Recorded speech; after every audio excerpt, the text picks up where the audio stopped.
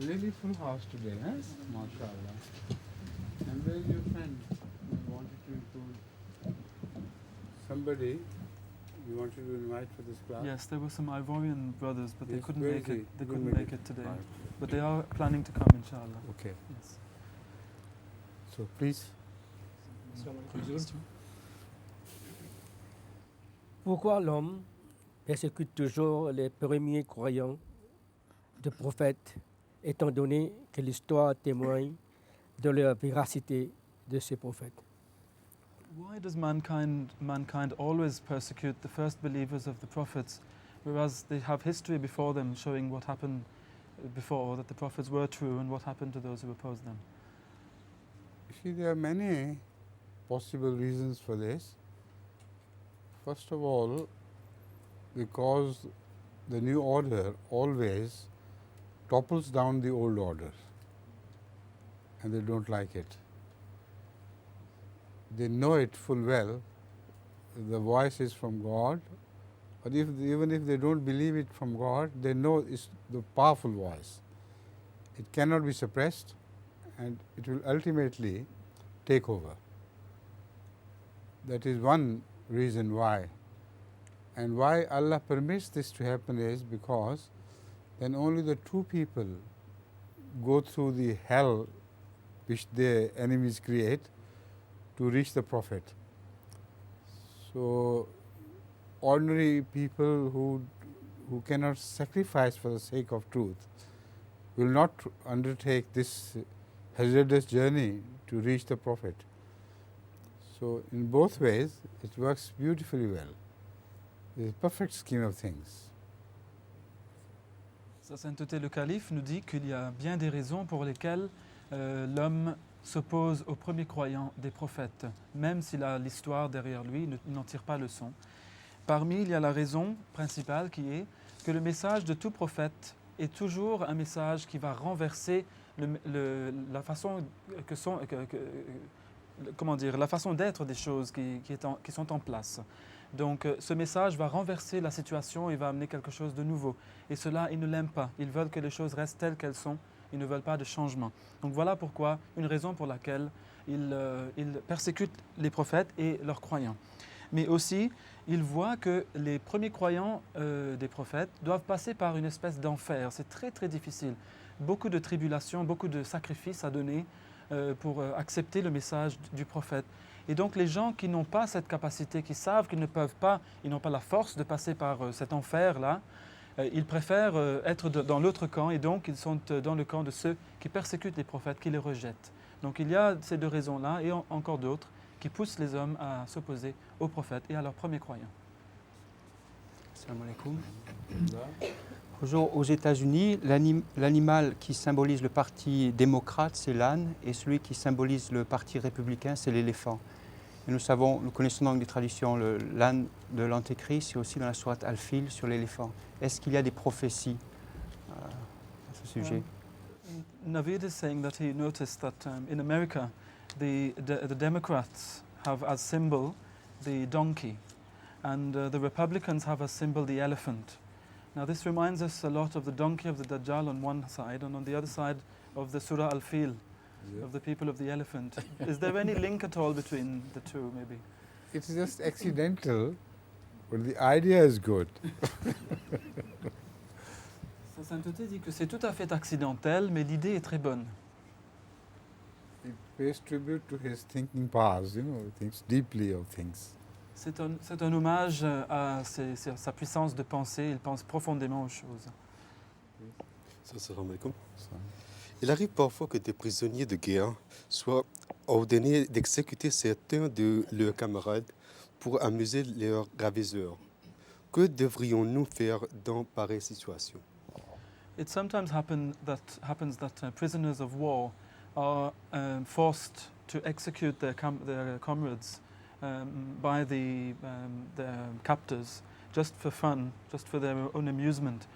If, God forbid, we are in such a situation, how should we behave in that case? God forbid. That's my only answer. Sa sainteté dit qu'à Dieu ne veuille que cela se passe, c'est sa seule réponse. Salam alaikum, bonjour. Nous comprenons que différents anges ont différents rôles.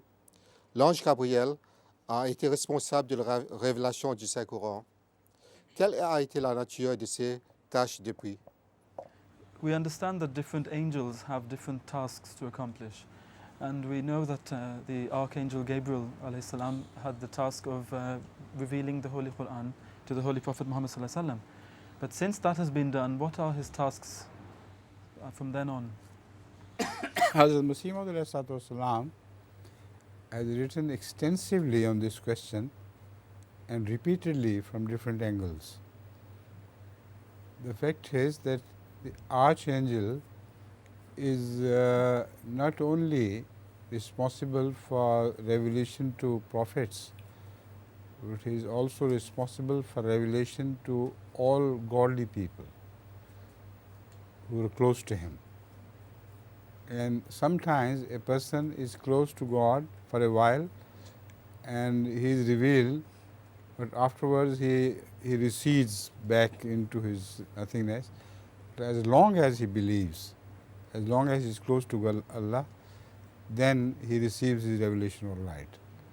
That explains the reason why so many people who claim to have received a revelation from God were gradually drifted away from truth. This also is vindicated, this view, by the belief, by the Quran, which speaks of people who call to Allah for help when caught in a storm. Allah knows that he will go back, but he treats them on the merit of the case at that moment and accepts their prayers. So this is a general principle. So remember that Jibreel is responsible for all revelations and is constantly working on this, and he has a host of angels helping him in this task. It doesn't mean that Jibreel runs about everywhere and delivers the messages, etc. He does not have to leave his place. It is a different dimension from us. So we cannot understand what places are occupied by those spirits which have different dimensions from ourselves. It's very difficult for us to understand. In fact, it is impossible for us to understand. But because of the revelation which gives the proof of its truth itself, we have to believe in it. We don't believe in mysteries, but we believe in things which are ununderstandable, but which have incontrovertible proof that they are true. Sa sainteté, le calife, dit que le Messie promis alayhi salam a écrit beaucoup à ce sujet et il a écrit dessus de différents angles. En fait, l'archange n'est pas seulement responsable de la révélation au seul prophète, donc la révélation comme le Saint-Coran, comme ça a été mentionné ici, mais aussi de tout ce système de révélation divine qui descend sur les hommes ordinaires. Et on voit que parfois les gens ils reçoivent des révélations divines parce qu'ils sont proches de Dieu, mais ensuite ils s'éloignent de Dieu et alors cette révélation cesse. Toutefois, le système de cette révélation continue avec différentes personnes. Lorsque la personne se rapproche à nouveau de Dieu, il reçoit encore cette révélation et cela prouve que le système est toujours en fonctionnement. Eh bien, ceux qui ont la révélation de Dieu, parfois, ils perdent cette révélation parce qu'ils se sont éloignés. Mais on sait que ces gens, le calife a donné un exemple ici, les gens qui sont pris en haute mer dans une tempête, ils appellent seulement Allah. Là, ils appellent certainement le Dieu qui les a créés. Et Allah sait très bien que lorsqu'il va les amener, s'il va exaucer leurs prières et les amener en sécurité, que ces gens-là vont retourner en arrière sur leurs pas, ils vont se détourner de cette situation où ils étaient proches d'Allah. Ils vont s'éloigner à nouveau de lui. Mais quoi qu'il en soit, Dieu accepte leurs suppliques à ce moment-là, car il voit un peu le mérite du cas selon le cas, et dans ce cas-là, leur prière mérite qu'elle soit exaucée. Mais on sait que Gabriel travaille sur ce système de révélation, et cela est un système continu, mais il n'est pas le seul à le faire. Il ne faut pas qu'on pense que Gabriel est en train de parcourir un peu les différentes régions, il bouge ça et là. Il a des légions d'anges qui l'aident dans ce travail. Il est responsable du tout et il a des anges qui travaillent sous lui. Et il ne bouge pas, car il est sur une autre dimension. Et cette dimension-là est difficilement compréhensible. Et même, on peut dire, il est impossible que l'on conçoive ce que c'est que cette dimension-là, où se trouvent les anges. C'est une chose très difficile à cerner. Mais puisque nous voyons la révélation et sa nature et ce qu'elle accomplit, eh bien, nous devons y croire. Et cette révélation-là donne la preuve que ces anges existent et que ce système existe. Again, this archangel is mentioned as Ruhul Qudus, which means that it does not have to run about anywhere or employ other angels. It's in that heart which is purified by Allah. Once it comes, it does not leave. It takes care of the person and his faith, and also it helps Allah's works which this person performs. So that is why Rasulullah sallam used to pray for some people that Ayyadakallahu Ruhul Qudus. May Allah guide you and help you with the aid of Ruhul Qudus. So that is also a prayer which I remember in case of all our workers in the field. If they work for the sake of Allah and do it with all honesty, then Allah helps them, and whomever they convert, they also come to stay. So that is why this prayer and so many other related prayers are subject of my begging from Allah. Sa sainteté dit que l'archange est mentionné comme étant le Ruh al-Qudus, c'est-à-dire l'esprit de la sainteté. Et donc, puisque c'est un Ruh, c'est un esprit, il n'a point besoin de courir pour accomplir son travail. C'est un esprit qui entre dans le cœur des croyants et qui n'abandonne jamais la personne, donc dans le cœur de laquelle il entre. Et s'occupe de cette personne et préserve sa foi et l'aide dans ce qu'elle fait. Le saint prophète Mohammed sallallahu alayhi wa sallam avait l'habitude de prier pour certaines personnes « Ayyadakallahu bi ruh al-Qudus », c'est-à-dire qu'Allah vous aide avec cet esprit de sainteté, c'est-à-dire que cet esprit vous aide dans ce que vous faites. Et sa sainteté, le calife dit que je prie surtout cette prière-là pour ces personnes qui travaillent sur le terrain et qui convertissent les gens, qu'Allah les aide avec ce ruh pour que les gens qu'ils convertissent restent avec nous, qu'ils ne soient pas abandonnés par cet esprit, que cet esprit les aide. Dans la langue française, il existe une forme francisée du nom du Saint-Livre de l'Islam, le Coran. De même pour les termes mosquée, muezzin ou ramadan, pensez-vous que nous devrions essayer d'introduire les noms arabes tels que Coran, masjid, etc. dans la langue française, ou peut-on continuer à utiliser les versions francisées? In French, by now, there are certain Islamic terms which have become Frenchified. For example, the word Quran has become Coran, the word masjid has become mosquée, and Ramadan has become Ramadan, for example. The question is, may we continue using these words, or should we introduce the names as they are in the Arabic? Or is it permissible to continue their use? It all depends on your capability of doing so. Many French scholars themselves take care of pronouncing the Quran correctly and the Quranic terminology as well. But for the ordinary people, it is very difficult to use the correct pronunciation. So if they mean the right thing, the change of pronunciation does not mean anything, doesn't make any difference. Sa sainteté, le calife dit que tout dépend de votre capacité. En effet, nous voyons bien des érudits français qui prennent beaucoup de peine pour prononcer les termes coraniques tels qu'ils sont, donc avec une bonne prononciation. Mais nous voyons que pour beaucoup, cela est une chose difficile à accomplir.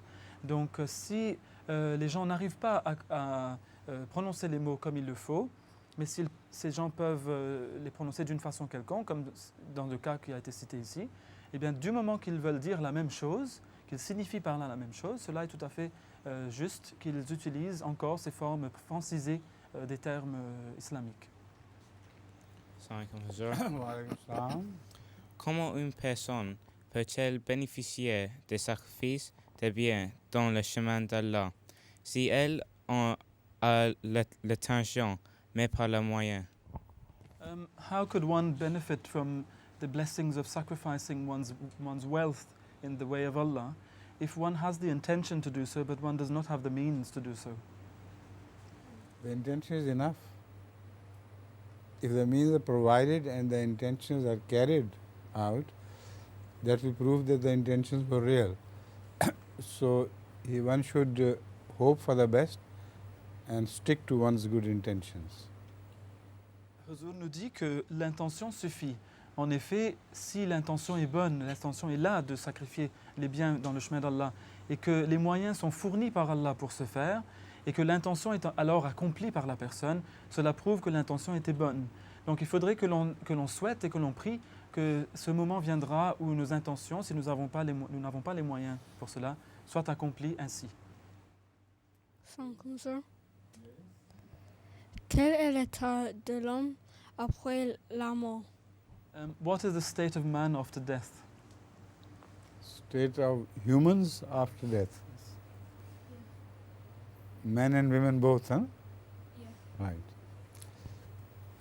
You see, you cannot understand the state after death because the Holy Quran clearly defines it as such that the state is something la ta'lamun, you do not know. And no eyes are set on the state to be. No ears have heard what state it will be. This only shows that although we hear these things symbolically, we do not understand it. We see them in the Quran and read them, but the true nature of things are ununderstandable. Although they are true, to help you, I can ask you, these insects which fly, can they understand you? No? But you are there. You are 100% there. And these small insects, these ants and these things, these mosquitoes, they just don't know what you are and what your system is, your brain, etc., are completely beyond the understanding of these things. While you occupy the same dimensions, despite the fact that you occupy the same dimensions, some forms of life do not understand the nature of other forms of life. So, when the dimensions are changed, then the distance is absolutely impossible and impossible. Sa sainteté nous dit que tu ne peux comprendre en fait l'état après la mort car le Saint-Coran le déclare et le définit comme étant la ta'lamun, donc c'est une chose que vous ne connaissez pas, vous ne pouvez le savoir. Aucun œil ne l'a vu, aucune oreille ne l'a entendu, personne ne sait de quoi il s'agit. Cela nous montre que nous ne comprenons ces choses, c'est-à-dire concernant la vie après la mort, que symboliquement. Mais ce n'est pas compréhensible, mais cela ne veut pas dire que ce n'est pas vrai. C'est certainement vrai. Et pour illustrer le cas, Huzur nous a parlé des insectes qui volent, par exemple, autour de nous. Eh bien, ils ne savent pas du tout qu'on est là. Ils ne nous comprennent pas. Ils ne savent pas quel est notre corps, quel est notre esprit, notre cerveau et le fonctionnement. Ils n'en savent rien. Pourtant, nous sommes en train de partager la même dimension avec eux. Et malgré cela, ils ne nous comprennent pas. Maintenant, on peut penser à ces fourmis, ces moustiques qui passent à côté de nous sans savoir que nous sommes même là. Eh bien, ceux-là sont dans la même dimension que nous, pourtant ils ne nous comprennent pas. Alors, qu'en sera-t-il des autres dimensions? Si nous parlons de choses vivant à d'autres dimensions, comment pourrons-nous alors, nous, les comprendre à notre tour? Cela est impossible. Il existe des personnes ayant accepté l'islam qui n'aiment pas l'on les appelle des convertis et préfèrent le terme retourné, car ils disent qu'ils étaient comme tout le monde nés musulmans et à présent ils retournent à l'islam. Que pensez-vous de cela? Some new converts to Islam do not like the term convert as such. They prefer the term revert because they say that since we were born Muslims, now we've reverted to Islam, we've come back to Islam. What does Hazur think about So, this? right? Treat their desire with full respect. It's a very good idea. Yes. Sa sainteté dit que oui, c'est tout à fait juste et il faut traiter leur opinion avec respect et c'est une très bonne idée qu'ils ont eue. I think you are thinking of your wife, perhaps. Eh? She is born in Islam and she has always been a Muslim. She is not a convert. Right. Sa sainteté dit que je crois que vous parlez de votre épouse car elle était née musulmane, elle est toujours restée musulmane, elle ne s'est jamais convertie en fait.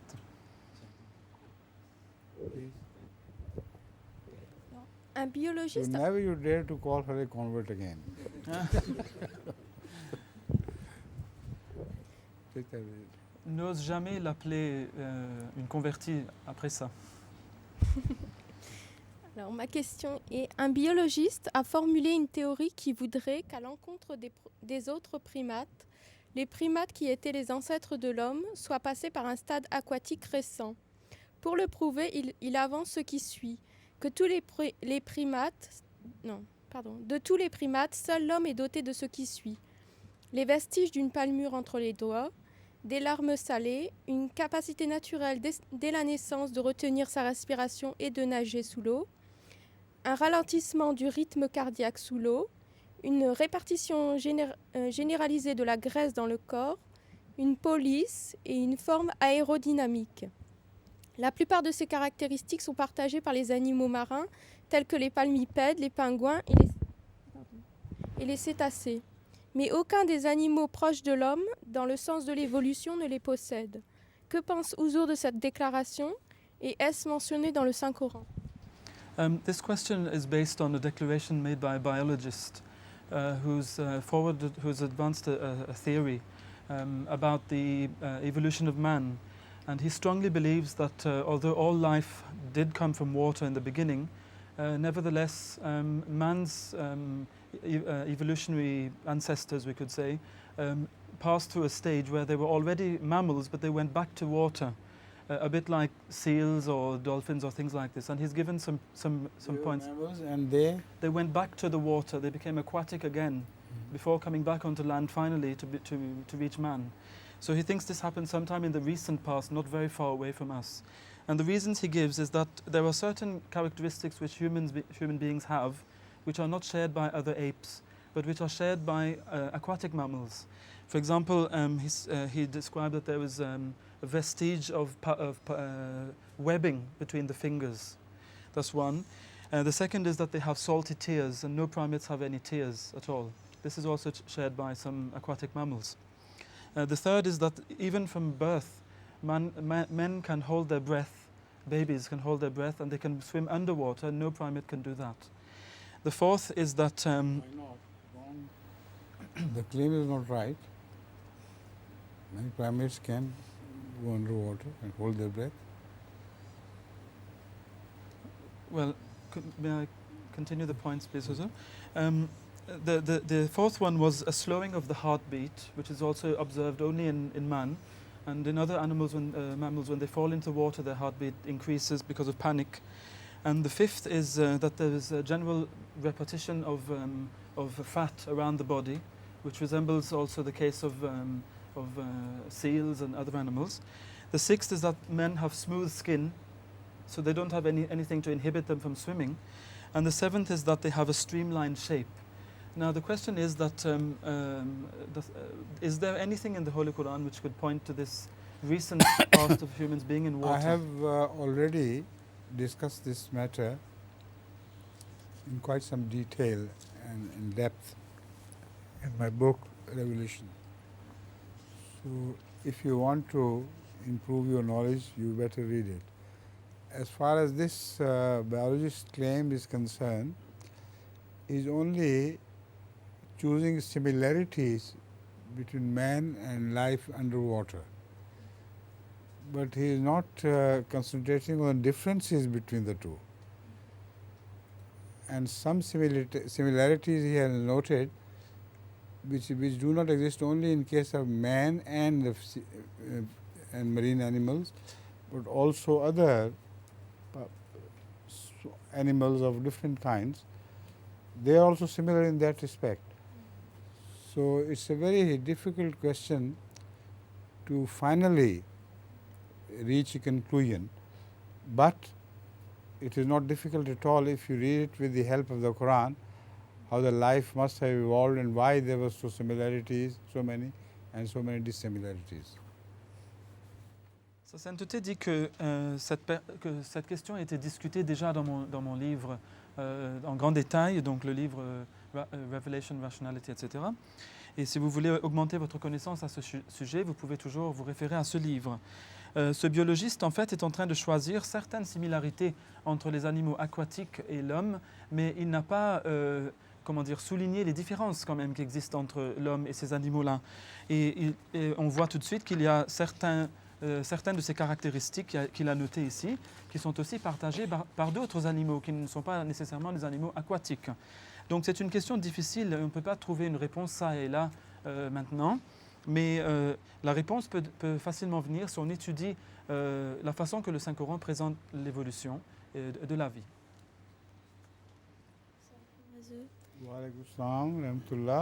Est-ce que le facteur chance existe?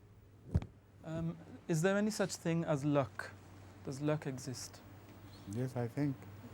You're lucky to be here. Sa Sainteté dit oui, je pense bien, parce que tu dois être très chanceuse d'être là aujourd'hui. Un médecin homéopathe et ostéopathe hollandais a récemment dit que les gens souffrant du rhume des foins devraient éviter tout produit laitier. Il a expliqué qu'on a découvert que les protéines du lait épaississent les sécrétions muqueuses, rendant difficile l'expectoration des allergènes tels le pollen. Par contre, il a vivement conseillé l'utilisation du miel car c'est un produit anti-histaminique naturel. Que pensez-vous de cela? Recently on television, there was a Dutch homeopath and osteopath who had advised sufferers of hay fever to abstain from all milk products.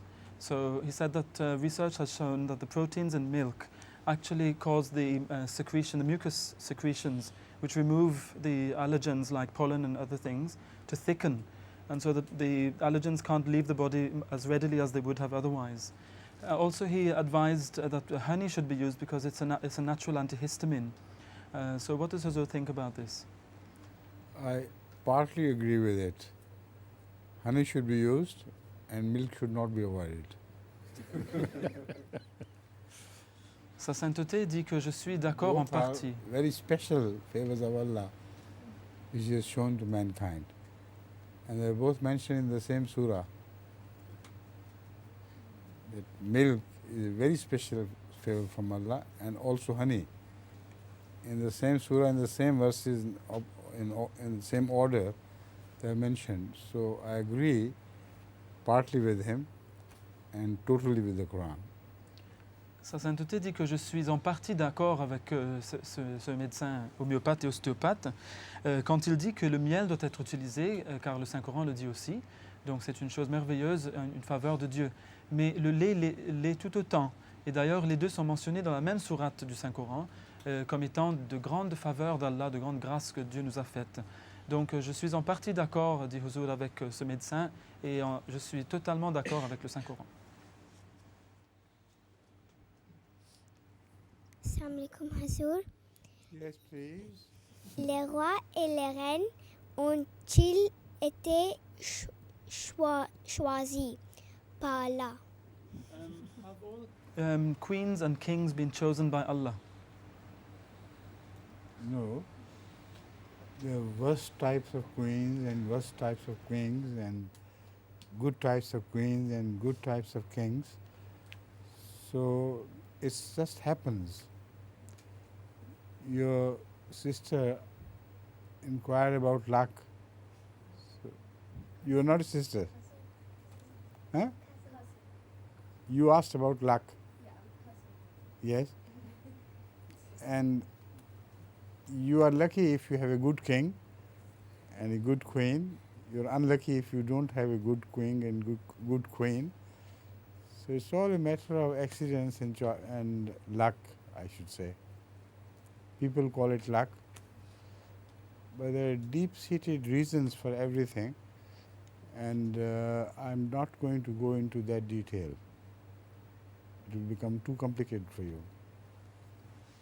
Sa sainteté dit que non, en fait, ce n'est pas Dieu qui choisit les reines ou les rois, car il existe de terribles reines et rois, et puis il y a de bonnes reines et de bons rois. En fait, tout cela dépend un peu de la chance, de ce qu'appellent les gens la chance. C'est comme, Huzur a dit, comme ta cousine avait dit tout à l'heure, avait posé une question sur la chance. Eh bien, on peut dire que l'on est chanceux si l'on a un bon roi ou une bonne reine. Tout cela dépend de cela. Mais en fait, ce sont les gens qui appellent cela la chance. Mais le choix de ces personnes dépend de beaucoup de différents facteurs très complexes. Et je ne vais pas entrer dans la complexité de cela ici, car ce serait difficile à cerner pour toi, dit Huzur. On essaye d'expliquer aux jeunes enfants wakfenao ce que ça veut dire depuis qu'ils sont très jeunes. Si les enfants wakfenao rêvent des métiers qui seront probablement pas appropriés pour la Jamaat, par exemple les métiers de vétérinaire ou pompier, est-ce qu'on peut les laisser rêver ou est-ce qu'il faut leur expliquer qu'ils ne pourront pas faire ça pendant qu'ils sont jeunes? Parents of Wakfenao children explain to them that from a very early age that the Wakfenao children, they're very special and they're going to have a special task to accomplish later on. But of course children dream of becoming, for example, firemen or veterinarians or whatever. So should we discourage them from dreaming about these things and telling them that it won't be Let them go naturally. Whatever they wish, if they become that, then they can they can offer their services in the service of Jamaat Ahmadiyya. So they can serve the cause, whatever their profession be. Sa sainteté dit non, laissez-les rêver donc comme ils le veulent et laissez-les y arriver tout naturellement. Car s'ils arrivent à faire un métier qu'ils aiment, ils pourront dans n'importe quel métier aider la cause de la Jamaat Ahmadiyya. Donc il faut les laisser y arriver naturellement. Selon la Saint Coran Your est-il... sisters, aren't you? No? You and your sister. Yeah. You're not. Yeah. These two are sisters, Azrina and Momina, and Asafa is the cousin. Your cousin? Yes. From maternal side? Yes, their father and Asafa's mother are brother and sister. Right. Yes, of the Jawahir family. Selon la Saint Coran, est-il nécessaire d'avoir une force policière dans un pays islamique? According to the Holy Quran, should an Islamic country have a police force? Yes, it's a very important thing for any state to have a means of coercion to keep law and order, because criminals are found in every society, and to deal with the criminals you need honest police. But if the police itself is criminal, then Allah knows best. Sa sainteté dit oui, c'est très important en effet. Tout État doit avoir une force qui va maintenir et préserver la loi. Et dans tout pays, nous savons, il y a des criminels. Donc il faut qu'il y ait une force pour s'occuper de ces choses-là. Mais si par contre la force policière elle-même devient corrompue, eh bien alors que Dieu ait pitié de ce pays. Que pense Huzur de l'aromathérapie? What does Huzur think about aromatherapy? What? Aromatherapy. Aromatherapy. Some people have employed this in homeopathy as well. Instead of administering the dose, they want you to smell the medicine just as it is. And our Dr. Raja Sahib has utilized it for his trade to his advantage. But there's so many smells in the air that you really cannot decide definitely. In my opinion, I have tried it on myself and I have not found it very beneficial. I don't know why, Allah knows best, because they're very minute things. But I have not been able to find any useful purpose of just smelling salts. Huzur nous dit qu'il y a des gens qui utilisent même l'aromathérapie au niveau de l'homéopathie. Et c'est ainsi qu'au lieu d'administrer les médicaments par voie orale, ils font sentir aux patients les médicaments tout simplement. Et c'est ainsi qu'ils croient que les patients seront guéris. Le docteur Raja, par exemple, l'a utilisé à son avantage. Il a pu faire profiter beaucoup de gens par ça. Mais nous savons qu'il y a beaucoup de parfums qui courent dans l'air. Donc, est-ce que ça agit vraiment? Sa sainteté dit que je l'ai utilisé sur moi-même sans effet. Donc, Allah sait mieux pourquoi, dit d'ailleurs le calife. Donc, je ne sais pas, je ne suis pas très sûr que ce soit une chose qui agisse vraiment. There is another thing as well, which should remember, that sometimes if a house is painted new, and all paints contain lead, and sometimes it causes lead poisoning to certain people who are sensitive to lead. So instead of being of an advantage, this is of disadvantage to smell, to smell the fine particles hanging in there of lead or whatever metal it is.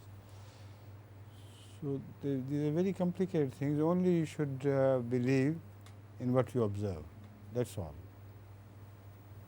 Huzur rajoute qu'il y a autre chose aussi qu'il ne faut pas oublier, et c'est que lorsqu'on peint une maison, eh bien nous savons que presque toutes les peintures qui existent, les types de peintures qui existent, contiennent du plomb.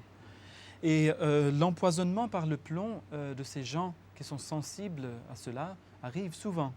Donc ils sont empoisonnés seulement en sentant ces particules du produit, du principe actif, on pourrait dire, qui flottent dans l'air.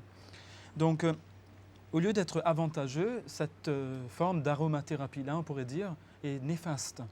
Donc il ne faudrait que l'on croie qu'à ce que l'on voit vraiment être en train de se passer, des choses qui sont prouvées devant soi, il faut qu'on y croie et pas à autre chose.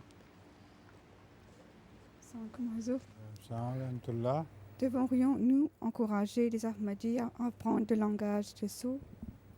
Should we encourage Ahmadis to learn sign language of the deaf? Which Ahmadis? The hearing ones. The hearing ones. I know, but whom will she encourage? It's a branch of knowledge, and if people are interested in it because they have a special bent of mind, like this in the previous question, it was said that some children dream of becoming this and becoming that. So Allah sprinkles this tendency all over the world, and some people are sprinkled with this drop of becoming a specialist in sign languages, etc. So it is an automatic process which happens naturally, and I don't think you can just promote it. It's a God-given gift, but if a gift is given by God, that gift can be promoted. They are two different things. You can't give a gift to somebody, but you can promote the potential qualities of that person. If that is what you mean, of course, I stand for that. Sa sainteté, le calife, pose une question. Qui allez-vous encourager au juste? Car le langage des signes, l'apprentissage de ce langage des signes, des sourds, est une branche de la connaissance. Et Allah répand des gouttes un peu de différentes connaissances un peu partout dans le monde. Et il y a certaines personnes qui sont touchées par cette goutte, on pourrait dire. Et donc, ils ont une espèce de propensité naturelle qui les pousse à prendre certaines branches de la connaissance et pas d'autres. Cela est un don. On ne peut pas promouvoir quelque chose si vous n'avez pas ce don en vous. Par contre, si on a reçu le don de Dieu, on peut le promouvoir. Si on reçoit le don, on peut encourager la personne qui a reçu le don à le développer davantage. Cela est tout à fait juste. Le Messie promis a vu ses suivants aussi nombreux que des grains de sable dans les pays russes. Quel rôle ces pays vont-ils jouer, selon vous, dans les affaires du monde? The promised Messiah alayhi salam, saw his followers in the Russian-speaking countries as numerous as grains of sand.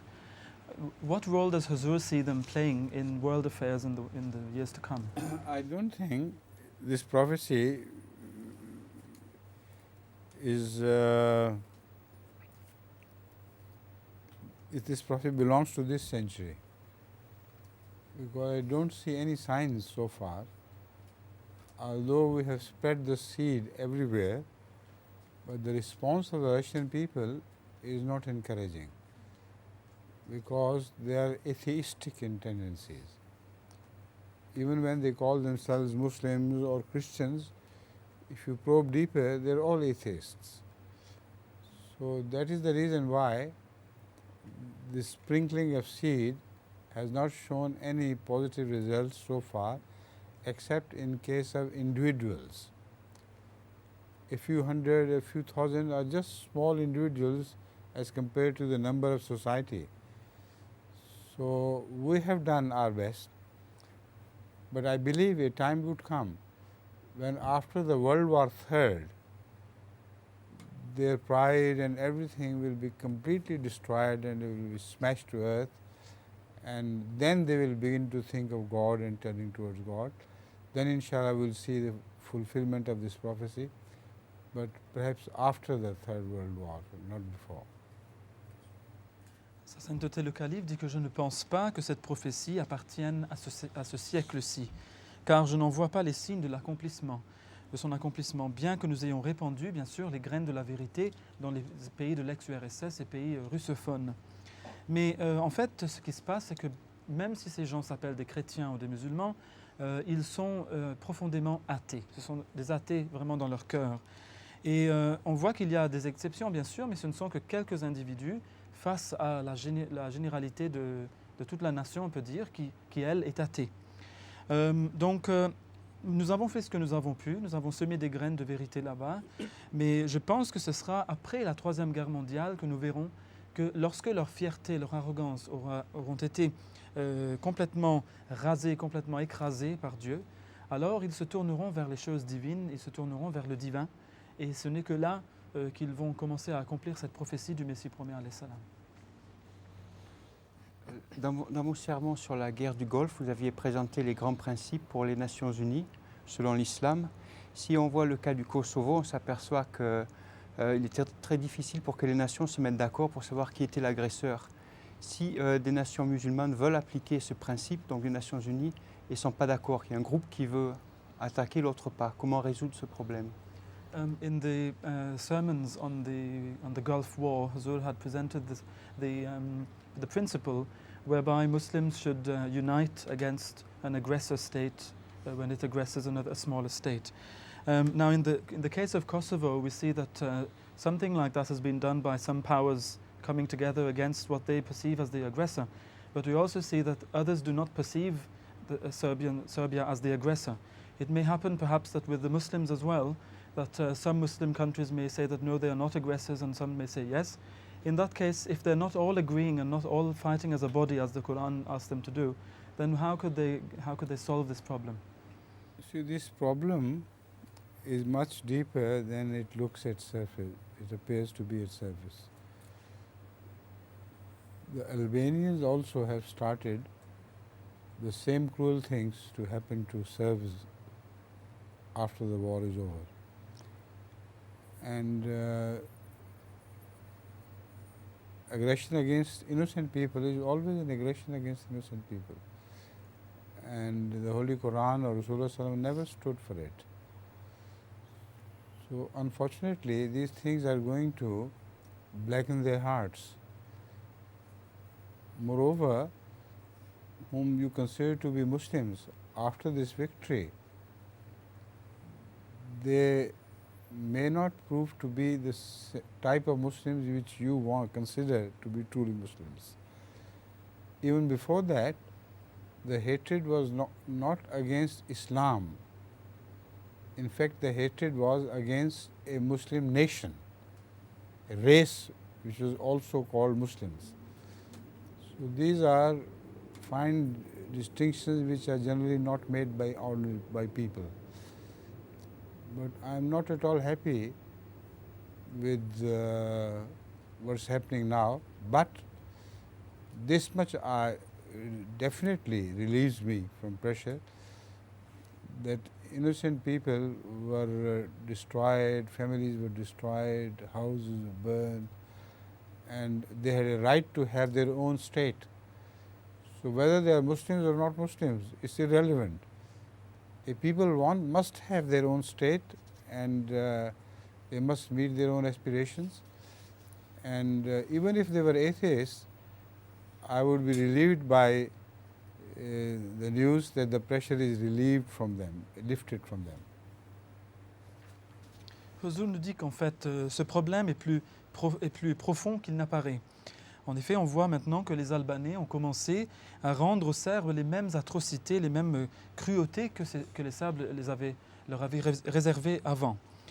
L'agression contre les innocents restera toujours une agression contre des innocents, et une telle agression n'a jamais été soutenue par le saint prophète Mohammed Rasulullah sallallahu alayhi wa sallam. Mais cet épisode va certainement obscurcir le cœur de ces Albanais kosovars. Ceux que nous percevons comme étant des musulmans maintenant, ils ne l'ont jamais été en fait. Et la haine, il faut le savoir, n'était pas, donc cette haine contre les Albanais n'était pas une haine envers l'islam, contre l'islam, mais c'était une haine envers une nation musulmane. Il y a une nuance entre les deux, mais c'est une nuance qui n'est pas perçue par le commun des mortels. En fait, nous voyons que ce qui est en train de se passer est une chose qui est vilaine, et je ne suis pas du tout content de cela, dit le calife, mais je suis quand même satisfait de voir une certaine chose, c'est que ces gens innocents qui ont été massacrés, ces familles qui ont été séparées, ces maisons qui ont été brûlées, et bien après tout cela, nous voyons un autre épisode qui est que ces gens, à présent, ils ont, dans une certaine sorte, un pays qui maintenant est à eux. Et même si ce sont des athées, je suis quand même plus soulagé de savoir que ces gens ont un pays à eux, car tout peuple doit avoir son propre pays. Donc cela, en tout cas, me fait plaisir, mais pas le reste, dit le calife. The state of Yugoslavia was artificially created by the same Western powers who want to dismember it. So they are very complicated things.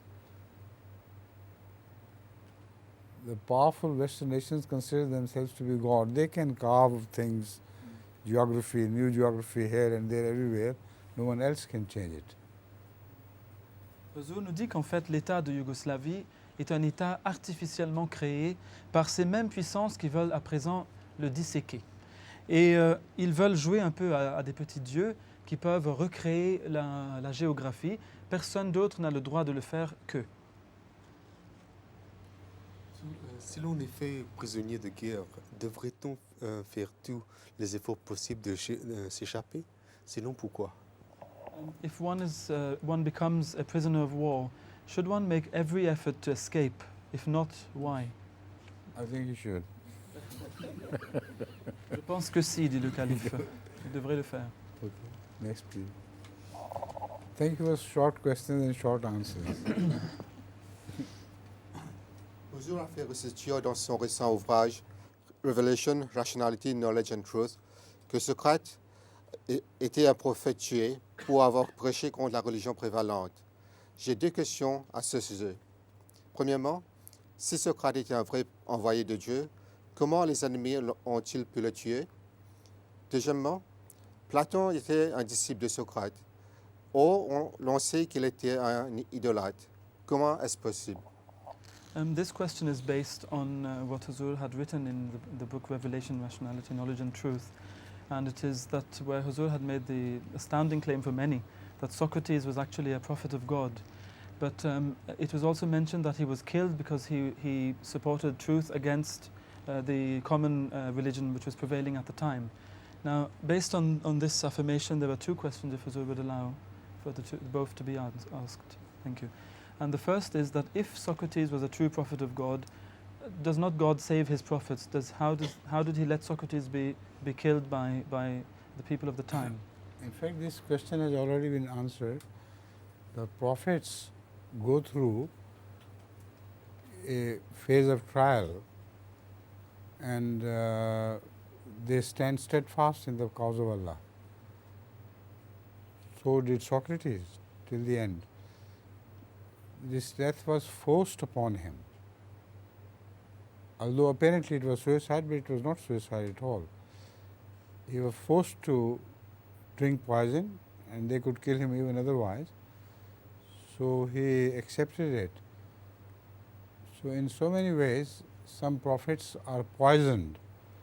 Some are saved by Allah and some are not saved. Ahmad sallallahu alaihi wasallam was poisoned attemptedly, and God saved him because he had specially made a promise to him that I'll save you. But no specific promise was made to Socrates in this regard. Donc pour répondre à la première question, sa sainteté dit qu'en fait, j'avais déjà répondu à cette question dans le livre. Les prophètes doivent passer par des épreuves et ils restent fermes dans ces épreuves pour la cause d'Allah. Mais on voit que dans le cas de Socrate, sa mort lui fut imposée. Était-ce un suicide? Eh bien non, car il fut obligé de boire du poison par les gens qui étaient ses opposants. Des prophètes ont été empoisonnés de différentes manières et on sait que le saint prophète Mohammed sallallahu alayhi wa sallam on a tenté en fait de l'empoisonner, mais Dieu a sauvé certains des prophètes et n'en a pas sauvé d'autres. Puisque Allah avait fait une promesse de sauver le prophète Mohammed sallallahu alayhi wa sallam, donc il l'a sauvé, mais il n'avait pas fait cette promesse pour tous les prophètes. May we ask the second? Yes. The second is that Plato was his disciple, the disciple of Socrates. And it is said of Plato that he was an idolater. How could this be true? Plato is not an idolater. He is wrong. Plato believed in Socrates and believed in one God. But it was difficult for both Plato and Aristotle to understand the nature of God, although they were the greatest philosophers ever born in the world.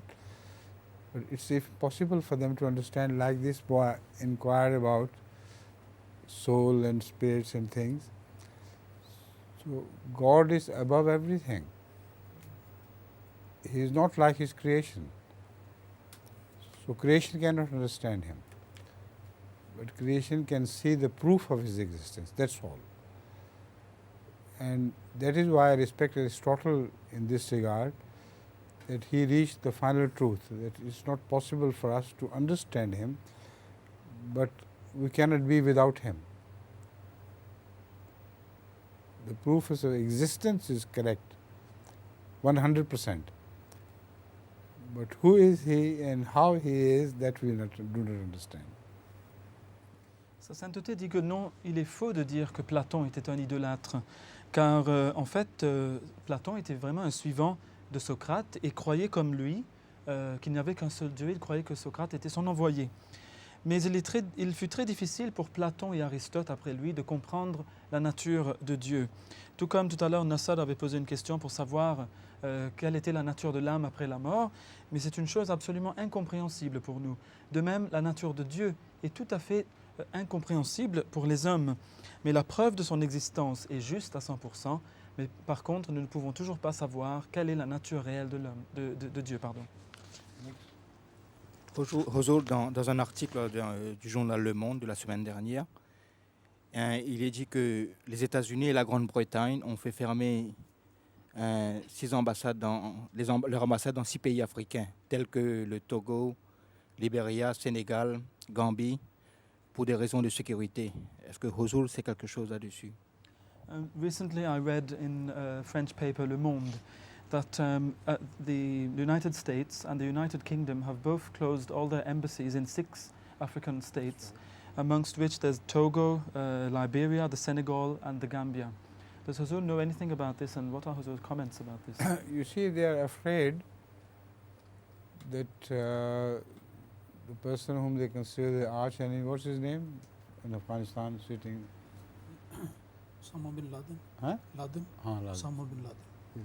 Osama, that's right. Osama bin Laden is planning to strike at these embassies here and there and he always tries to take lead so that they do not know where he will strike. But they have their own intelligence system. So their intelligence system has reported that these are the embassies where he is prepared to strike. So remove your staff from there. Then he will think again and they will follow him again and so on and so forth until ultimately they are able to catch with him. Sa sainteté dit qu'en fait, ces grandes puissances, superpuissances, ont peur de la personne qu'ils considèrent comme étant leur ennemi juré, Osama bin Laden, qui va encore frapper selon leur intelligence, car ils ont quand même un système d'intelligence qui les a informés que ce sont là les différents pays où Osama bin Laden va encore faire des attentats. Donc c'est pour cela qu'ils ont pris ces précautions et il va encore courir devant eux, mais ils auront leur intelligence pour les informer, les tenir informés de ces prochaines attaques. Le saint prophète sallallahu alayhi wa sallam a dit qu'Allah aime bien chaque goutte des saints versets dans son chemin. Huzur nous a beaucoup rappelé la grande faveur contre les martyrs de notre Jamaat et leurs familles. Je suis avide de savoir comment nous pouvons attirer vers nous ces mêmes faveurs.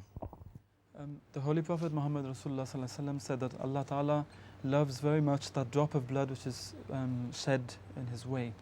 And Huzur has reminded us in a beautiful way of all the blessings and favors which the martyrs of our Jamaat and their families have received. And Zafar's question is that I really want to know how we could also get those same favors of the martyrs and their families. You see, my sermons on this question are quite extensive, and I am receiving response from all over the world that the new generation is being deeply influenced by these sermons because they remind them of their forefathers and the great sacrifices they offered.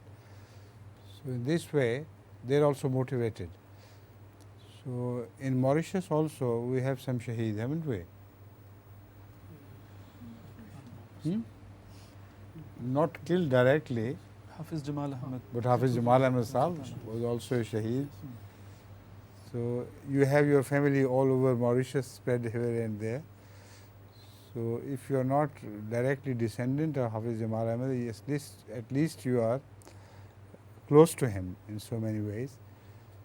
So whatever motivates his family will also motivate you, inshallah. Sa sainteté le calife dit que mes sermons à ce sujet sont très étendus et je reçois des nouvelles du monde entier.